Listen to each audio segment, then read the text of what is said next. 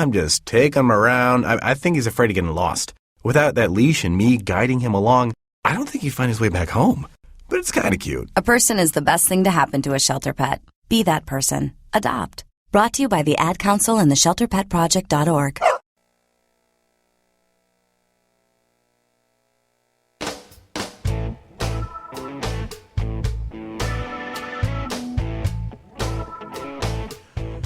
Ringside Rumble Radio here on Spreaker.com, free on iTunes, and now iHeartRadio. Listen to us on all 3 platforms. Also, you can find us on Facebook. Like us, Facebook.com/RingsideRumble, or you can search for us in the little search engine at Ringside Rumble. Same for Twitter, at Ringside Rumble, so follow us on there as well. I really like this song. Me too. I'm feeling it. Feeling it?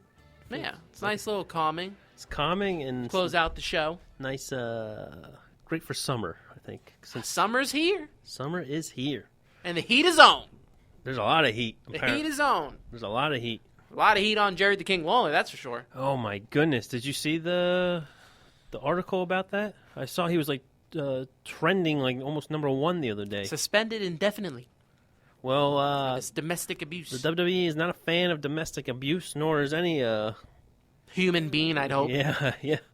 So his 23-year-old girlfriend, 22-year-old girlfriend, which is kind of young. It's almost like his granddaughter. Whoa. Or his daughter, whatever the way you want to look at it. As long as Jerry the King Lawler has been with the WWE, this is a new era for the WWE, this PG era. And they don't tolerate that stuff. No. So who knows if he'll ever come back. This isn't his first rodeo with domestic violence. Apparently, remember when he was with Miss Kitty back in the day when they were married? They had a bit of a scuffle, so to speak. He's had scuffles with other people down the road. I mean, he was pulled over by somebody and he ran over somebody's foot. I remember reading about that. So who knows how many more chances this guy's going to get. Now, he might not come back. Jerry might not come back. No, and after all that he's been through with when he had that heart attack on air, and I don't know. And where do you go from here then? I mean, now you have a spot open for commentating. And I actually liked the way he was playing. He went back to his old heel ways when he was doing the commentating on SmackDown. Yeah. So does that mean you bring in the one, the only boring guy, Byron Saxton? No. Please, no. I'd rather have 2 people in commentary than to hear Byron Saxton. He adds nothing. I don't know why they have 3. He adds nothing to the team. Are they trying to really push him and have him, groom him as the next Michael Cole? Because he is nowhere near Michael Cole. And I'm not a Michael Cole fan to begin with, but it's like nails on a chalkboard listening to this guy. How about Michael Cole calling Dirty Deeds the pedigree last night on Raw? Can you get the moves right? That's what your job is, to get the moves right. I can tolerate barely Michael Cole, JBL together. But then add Byron Saxton? I think they need somebody new. Can we? Yeah. The best announcer on all of their wrestling shows is Mauro Ranallo. He's their best announcer. He is. The guy announces wrestling. He announces boxing. He announces kickboxing. He knows the moves. He has the passion for it. You hear it in his voice. I love to hear him, and I can hear him all the time. See, I think with Michael Cole, he's been there so long now, and he's like their #1 guy. I think he feels like he's untouchable type of deal, so he can just say whatever. If he puts on a mediocre performance, it's all right, because he's still the #1 guy at the end of the day. Where when he first came on the scene, it was JR and the King, and he kind of almost had to prove himself backstage, and he was actually entertaining when he was doing the interviews and when he was on the Sunday Night Heat commentating. Now it's just he's a bit of a douche. He doesn't care. That's how I find him to be. And I don't even know where you would go from there. Who could you bring in? I mean, but obviously we know already he's going to be the guy. He's not going anywhere. He's not leaving Raw. And if you have Saxton and on SmackDown, it's just going to be horrible. Saxton's on SmackDown and Raw. I know. But I mean, the worst commentator out of all three gets to be on both shows. How is that possible? And he hardly says anything. And half the time when he says something, he doesn't make any sense, or he's just complaining. And it's just like, why are you there? He like chimes in, and when JBL says something, he's like, well, that's not very nice. It's like, really? That's all you got? That's all you got for JBL? I'll tell you who deserves to get moved up. Who? Corey Graves. Yeah, I actually enjoy listening to him on commentating. Wait a minute. Who's the name? Is it Tom Phillips, who's also on NXT? I think they're good together. I enjoy them together. I think he's actually good as well. One person I don't think they should put on is Booker T. Well, we all know David Tonga got put on Superstars and Main Event. Does that mean anything? I haven't heard him do it, so maybe I'll watch him today before I go to work and see how he sounds, because maybe he'll move up to SmackDown. You never know. Well, we'll find out who's going to take Jerry the King Lawler's place now. And especially once they go live, you're not going to have the commentating do both shows. So you could bring back a legend to do commentating. Who would you bring back? One legend. Who would you bring back to do commentating? It's tough. I'm trying to think. They don't do it like they used to. No. We don't have a commentary team of Vince McMahon, Randy Savage, and Roddy Piper. We don't got one of those things going on. No. I mean, one that comes to mind to me, but he's so off his rocker, out of the world, is Jesse the Body Ventura. Jeez. But if you want a new era, you wouldn't be bringing him back to do commentating. I mean, nobody can replace JR. I feel JR is just... JR's also now with New Japan. Yeah, so. I know. But plus, if you're doing this new era, you're not going to go back to the old guys. Yeah. Unless you bring a former superstar, maybe somebody who has a bit of a yes chant. But to talk, for 3 hours or 2 hours to talk, I think this is what you do. Everyone watches Raw anyway. Yeah. You have Michael Cole, JBL. That's it. I you agree. go to SmackDown, you have Mauro Ranallo, and you move Corey Graves up. Boom. Done. Corey Graves can play off the heel like he's been doing on NXT, and you got Mauro Ranallo with his great move calls and action calls and stuff like that. And that's where you leave it. And you get rid of Byron Saxton, for goodness sakes. He wasn't a wrestler, right? No. Send him back to NXT. Let him work on his... That's what he needs, though, because if you think about it, he's just a side piece. Like you said, he is. oh, that looks great, or oh, I can't believe they did that, or I can't believe Dean cashed in. What? What's he supposed to do with that? Put it in his room as a trophy? Unbelievable. I can't believe Dean cashed in. Thank you, Byron. Thank you. Great commentary, buddy. No, you put him on NXT where he can be one of two people and let him learn his craft there. I can't take it anymore, man. I can't take it anymore. Booker T wasn't great, so I wouldn't bring back Booker T to do the announcing. What if you brought a female in? That would be interesting, but who, though? Who do you bring in? Do you let Renee Young do it? No. Lita? Damn, man, you read my mind too well. I got to be one step ahead of you, brother.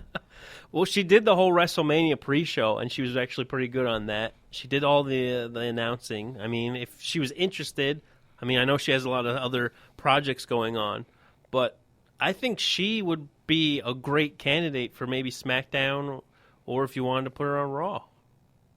Could be. It'd be a nice change. It would be a great change to have a female on commentating, especially someone who has been in the ring and knows the move sets and knows what's going on, not somebody who's just like, oh, is that DDT? No, it was a freaking pedigree. Yeah. Man, I don't know. I don't know where the announcing is going to go, but I think, like I said, the best option is to keep Michael Cole and JBL on Raw. You can keep status quo on Raw because people watch Raw anyway. Yeah. The whole point of this draft is to get people to watch and care about SmackDown. That's the whole point of this thing because we all watch Raw no matter what, even if it sucks, which is most of the time. We watch it. Yeah. And you want to build up, you're trying to build up SmackDown now. Why not Go all out. Mauro Ranallo. Put all your money on the table. Go all in and make it great. Mauro Ranallo, and we have Corey Graves. So putting them on would be the best thing possible together.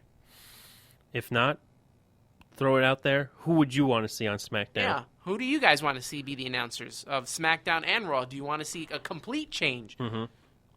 Does Mauro Ranallo come to Raw? That would be a fresh. I think it would take away from SmackDown. I think it's their right to. I think, like I said, they're trying to get people to watch SmackDown now, and he's one of the reasons to watch it. True. So, and at least now he'll be calling pay-per-views as well, because if they're doing the dual pay-per-views per show, yes, we won't just hear him on the kickoff show calling those matches. Yeah, I heard him on the WrestleMania kickoff show, and I was like, this is awesome. And then they took him off. I was like, thanks, Byron Saxton, thanks. Let's hear Byron Saxton on the biggest pay-per-view of the year. Somebody's really mad. Somebody's not like him one bit. Byron Saxton. If you could see Anthony's face right now, he's heated. One person I'm not heated at is John Cena. He got his shirt back. He did. Pabst Blue Ribbon shirt. It's back in business. It's back in business. He threw out a tweet, too, saying that you can't cease and desist me. Kind of like a you can't see me. And then Pabst Blue Ribbon retweeted and tweeted back to him, we don't kick out at 2. Ooh, this is going to go again. I mean, John Cena now has a lot of shit. You know what? Even if you get, because John Cena is one of the biggest sellers in T-shirts, even if you give, 5% to Pabst Blue Ribbon, they'd be making a killing on this. Yeah. Because I'm sure it's going to be a hot commodity for the summertime. I'm pretty sure what happened was people ordered the shirt. Yeah. Got the shirt. And put it on eBay, tried to sell for X, Y, and Z. And they're like, let's just have this shirt be sold now. So, hey, man, I got to calm down now. I need... down. You want to know, I'll calm you down because you didn't see much of anything. I don't think many people saw much of anything. If you were the lucky people that decided to tune into TNA. I thought you were going to calm me down. What a mess. I'm calming you down with WWE. Now we move over to TNA. What a freaking mess. How do you go from probably your biggest pay-per-view of the year and have that live, and then you say, oh, well, we're going to do a live show on a Tuesday night. You better tune in. It's going to be huge. They're tweeting. They're promoting it. And then it's not even on. There's so many technical difficulties, as they put it. They're tweeting back and forth. It was like number 2 trending that night on Twitter. First, the WWE screws them by making SmackDown live on Tuesdays. So they're screwed right from the start. Yeah. Secondly, they have a pay-per-view, which they rarely have pay-per-views now. And I heard it was a pretty good pay-per-view. Yep, I heard the same thing. To then go live for the first time in months. More than like a year, I think. It's been a year? Okay, for the first time in months to a year that they've gone live on television on a Tuesday night. And they don't even have signal to put the show on. Nope. They blame Pop Network. What is going on? Well, Pop said they took the blame on that. I think Pop was saying, we're having technical difficulties, so I guess they took the heat for this one. But how much more can you... And for a company... For wrestlers, say, who have been released, wrestlers who are in the indies, wrestlers who are in Ring of Honor or been released from Ring of Honor, didn't renew their contract, how does this give them positive thoughts about this company by signing a contract and coming in? All I know is I don't feel bad for anyone who signs with TNA.